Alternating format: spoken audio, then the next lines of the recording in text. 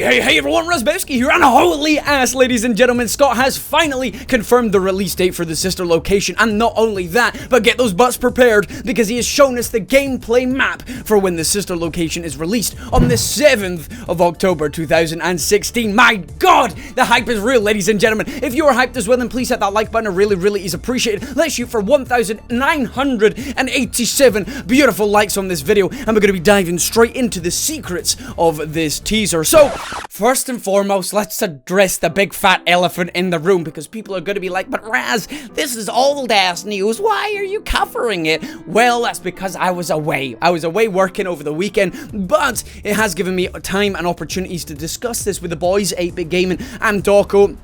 And we have come to an agreement on some very interesting things. So, we're going to be going through it today. So, first of all, let's go into ScottGames.com. And as we can see, we've got the picture of the hollow Ennard mask with a little party hat on top with the date below saying 10/7/16, where we would write it differently in the UK, but that is the 7th of October 2016. That is obviously very hype. I'm not gonna lie, that is very hype, because a lot of people expected the game to be released on Halloween, but we're actually getting it in, well, just over 5 weeks now, which is absolutely fantastic. Second of all, what we want to do is go and save the image. We save it, it still saves as project, so there's nothing interesting there. But if we go into the secret of the source code, now this is where Scott gets, he just becomes the ultimate master of teasing when we go to the page source info. So if we have a look at it here, it all looks fine, it looks great. We got a lot of no comments in here, because he's like, no comment, I'm too popular now for you people, get away from me, paparazzo. But if we have a look at this here, we've got this code here, the 4G7NOC, so we'll copy that, because if you combine that one there with the one over the other side, the 28JK12, combine them both together on ScottGames.com, so we'll go back to ScottGames. I don't know how anybody worked this out, but we go to ScottGames.com, we pop the first part of the code in there, we're going to pop the second part of the code in, which is over here, so we'll copy and paste that, pop that on the end there, and then we change it to .jpeg, which you can already see it's already autofilling, but just so you can see it live on screen,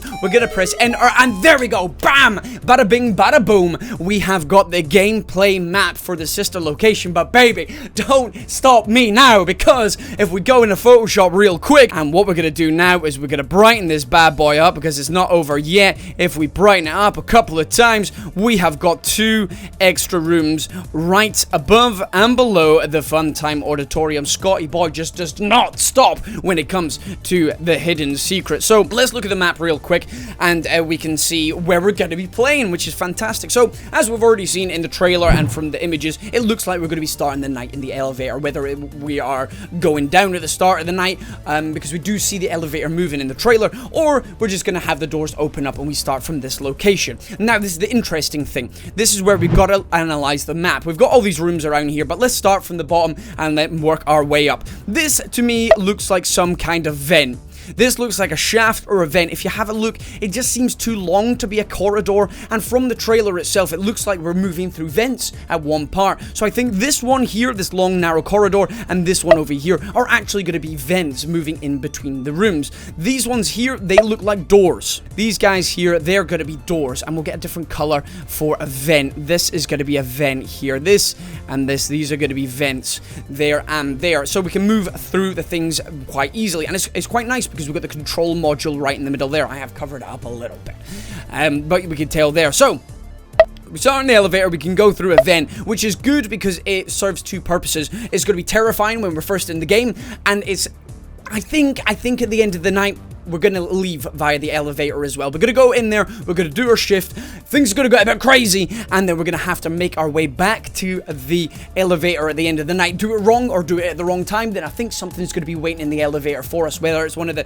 mini arenas or whether it's Ennard. There are so many possibilities, because it's going to be a cramped space. I don't know if any of the bigger animatronics like Funtime Foxy or Freddy are going to be in there. I think it's going to be some of the smaller ones like the BIDYBABs, etc., because that then serves their purpose as well. well. Plus, it'd be terrifying. Imagine seeing one of them at the end of the corridor and you're like, I'm free, I'm home, it's 6 a.m. and bam, no, I'm dead. Brilliant, thanks, Scott. The Funtime Auditorium, that's obviously where we're going to have the, where Freddy and Foxy are going to be residing. That it makes sense. But at the same time, that might be some kind of... If you remember back in the trailer where all the animatronics were together, there might be some plinths in there that they can all be on there at once, maybe, but we don't know at the moment. Funtime Auditorium definitely suggests Freddy and Foxy are going to be there. Parts and service room. Now, this is interesting. This is where I think Ennard's going to be hiding out, and the reason being, he's broken, he's mashed up, he's destroyed. If we go and have a look at this image over here, look at him. He's torn apart, all except the face, which again links me back to the fact that we've got this mask here, along with the mask on the wall. I think Ennard at some point is going to leave the parts and service room, grab this mask here off the wall in, I think it was the control module, and he's gonna look around. Once you've seen that mask disappear off the wall, we know Ennard's out and about, and he's torn apart, he's wrecked, he's shredded. So I think he's gonna be in the parts and service room. Next up, we have got the Ballorina gallery, which we've already seen. We saw that. We saw that teased a couple of weeks, it was about a month ago now, so we saw them on the stage, and we've already seen that, which is fantastic. The breaker room. Now, I've got a nice little theory about the breaker room. So we got the breaker room. This is, I suspect this is where the power is going to be. I think it's going to serve a big purpose. If the power goes off, or maybe there is some kind of new mechanic in this game to do with the power system, if one of the animatronics gets to the breaker room, whether that's Ennard or one of the other ones, and they turn the power off to the place, obviously that's going to leave you majorly defenseless, because the elevator's not going to work. If we are going to be leaving the end of the night via the elevator, that breaker room needs to be functioning. Maybe you can get away without using the power during the nights by running from room to room, etc., or... maybe you need the power the whole time, but it's gonna be needed to get back up in the elevator. And it's a new mechanic, it's a new way of working. We've had the doors opening and closing, we've been using the Freddy mask, we had the torches help us and closing doors in Five Nights at Freddy's 4 as well, or the audio system in Five Nights at Freddy's 3. This is gonna be the new one. If we need to leave at the end of the night via the elevator, and somebody's turned the power off in the circuit breaker room, then it's gonna be very, very important, especially the fact that you've got to go through the Ballorina gallery. And this is where I think is going to be very, very interesting as well, because we had the little voice teaser for Ballorina, how she's like, is somebody in my room? And then maybe you stand still and she can't hear you anymore because she clearly can't see. Maybe you've got to time it right to get past her. If she hears you running across the room, just dashing across, and then that's when she's gonna get you. So it's you're gonna have to be very, very tense, very, very keen with the listening, and that's gonna make it very, very scary. I think that's the purpose of the breaker room. And plus, in the control module room, we kind of suspected, because there was two panels down the bottom corner. We discussed in Theory Thursday one week where you can swivel to the side and you'll be able to see the Ballorina gallery, and the other side would be the Funtime Auditorium. So that's good. We kind of got that a bit right. And we did suspect underneath the Ennard mask, there looked like there was some kind of vent or some sort of escape, and that again shows this on the map, which is great. It looks like we analyzed the map fairly well. Next up, we got the circus control. And this is obviously where we're looking at the circus gallery. This is another place for where all the animatronics were in the trailer, where they were all together. They were doing their performance or whatever. So maybe what we're going to be doing here is looking out over this auditorium, and Baby is going to be there without a doubt. Maybe this is where the Bidybabs are as well, because we already know from the teaser image a while ago that there was some kind of connection there. So maybe we can put these guys together. Now, this is where the really, really interesting parts come in. We have got the two secret rooms underneath everything. We've gone through everything. We've discussed what my thoughts and theories are on the other rooms, but these secret rooms are the ones that hold the key, baby. My thoughts and feelings are that we'll go back down in the elevator. We'll go down in the elevator another floor, and this is how we access these two rooms, because if you have a look closely, there are no doors. There is no doors, not like these.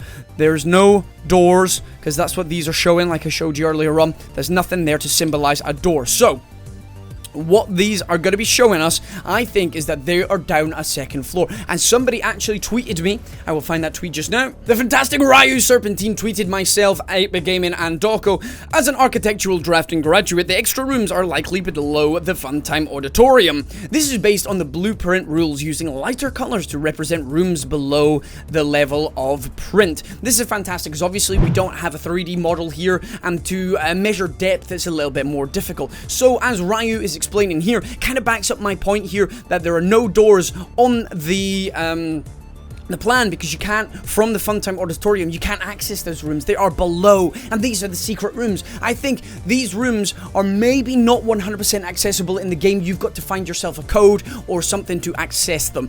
These are going to be the secret rooms. This is going to help reveal the storyline, or a secret animatronic, or maybe the birth or the lore of all these things. As Scott does with these games, there's the straightforward way of playing. There's the straightforward way of playing, but like FNAF 3, you had to go through and do little codes on the wall, or you had to click random things to get the real story, the juicy story, the story in the lore that we all love, ladies and gentlemen. And I think during the gameplay, what we're going to be finding is some sort of code. And the elevator, if you notice really closely, I think we've again mentioned this before, but there looks like there's a panel on the door, or by the side of the door, and if you input some sort of code in there, then maybe it will take us down to the secret levels, and different nights maybe reveals different lore, and you have to go back and play the game. Maybe you'll only get the code at the end of the game, once you've defeated it, and you have to brighten up the image at the end of the game. I don't know how we're gonna get this code, but that's just my theory and thoughts on possible gameplay mechanics around it all. It's so damn exciting, ladies and gentlemen. Oh, the fact that Scott has teased this and he's already put secret rooms in it. Who knows what else he's going to be doing? Who knows? We think we know it all, but we just know the tip of the iceberg. People keep saying, oh, there's going to be no secret characters in the game. He hasn't trademarked any more names. But baby, if they're new names, then nobody else is going to get them. If you understand what I mean. If there's secret characters in the game, now I'm not saying they're gonna be, but he doesn't need to trademark them until they've been released, because nobody knows what the names of them are. If he's called it a Nightmare Bill, nobody's gonna trademark the name Nightmare Bill, are they? So it's all part of Scott's master plan to keep us all guessing and surprised. Now, moving on to a little bit of, I don't know if it's bad news. It's kind of a mixture of both bad news and good news. But over on the Steam page for the Five Nights at Freddy's Sister Location, there's been a group created, and Scott left a post yesterday saying, unfortunately, there is going to be no trailer 2. Hi guys, I just wanted to make a short announcement that despite my earlier plans to do so, I will not be creating a second trailer for Sister Location. I feel that if I show any more of the game than I already have, then it will spoil a lot of the surprises in the game. I know some of you will be upset by this, but my decision is that the rest of the game needs to be kept quiet until October 7th. For that reason, no trailer 2. Scott, my man, totally respect that. I think that is absolutely fantastic. We all love extra trailers and extra gameplay stuff and that, but we also love being surprised, you know what I'm saying? So obviously, Scott is like, I've got so many secrets in store, I've got so much planning, and I don't want to spoil that, and you got to respect that. That is absolutely fantastic. I haven't seen anyone complaining about it, to be honest, but I'm fine with that. I love watching trailers. They're great, but at the same time, experiencing it all, going in there, not knowing anything, that's going to be much better, man. That's going to be much better. So, at the same time, a little sad that we won't get any more, because we love information, we're just juicy for it. But at the same time, the surprise is going to be worth it, baby. The surprise is going to be worth it. The final thing I want to talk about is just to go back to ScottGames.com and the fact that we have got Ennard here. Why is it Ennard? Why is it not baby? Why is it not something else? It's a very, very plain image, and it is clearly, again, showing the mask that was in the main, was it the main control room? I think it was. Why is it that guy, not baby's face? Why is it Ennard?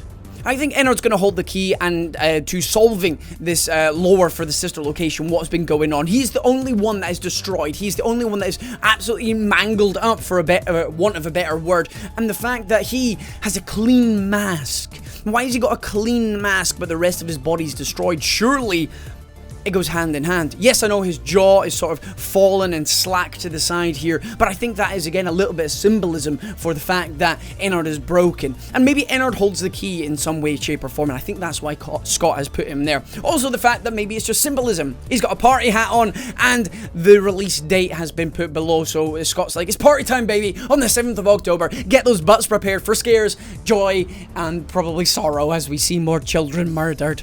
Scott, my man. Stop killing kids. Well, there we go, ladies and gentlemen. That was an in-depth analysis on the new teaser on ScottGames.com and the fact that we've got the gameplay map as well, and we can speculate about that and the secret rooms. Oh, man, it's going to be good. It's going to be absolutely fantastic. As always, guys, let me know down in the comment section below your thoughts and theories and feelings on these brand new teasers and the fact that we're getting the game earlier than expected. It's going to be absolutely fantastic. Guys, if you're new around here and want to see more, then please hit that subscribe button. It really, really is appreciated. And hey, if you did enjoy today's video, hit that like button as well. My plan today is to try and get another video out because unfortunately I missed an upload yesterday and Friday because, as I said, I was away at a gaming convention, which was fantastic. If I saw you were there, thank you very much for coming all over and saying hi. It really, really is amazing. Some people give me fan art and so many signatures and stuff, and it really, really was humbling. So I'm going to come back and as I am now. My voice is a little bit hoarse, but I'm back here and I'm going to work my ass off because it's great to see how many people really enjoy these videos. So I'm going to get out of here and get back to work. But either way, guys, I've been Razzbowski. You've been the beautiful bastards as always for watching, and I love each and every single one of you. Goodbye!